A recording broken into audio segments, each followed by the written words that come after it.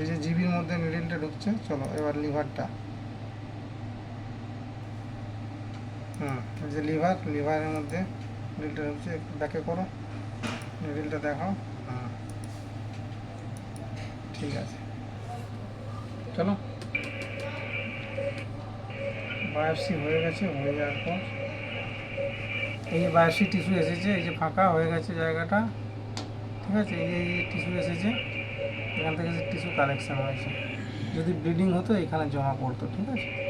এখানটা এনটা ব্লান্ট হয়ে যায়, কোনো ব্লিডিং নেই, ঠিক আছে।